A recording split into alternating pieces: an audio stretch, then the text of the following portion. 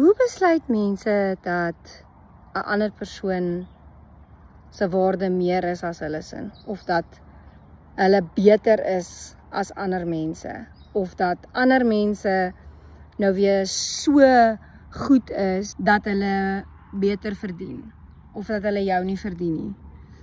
Want daar's baie kere gevalle wat mense nie met mense iets te doen wil hê nie, want hulle voel hulle verdien beter. Nou vra ek, hoe besluit jy daardie persoon verdien beter? Want as iemand my dit gaan vra, gaan ek sê, fucking 100% verdien ek beter. Jy verdien ook beter.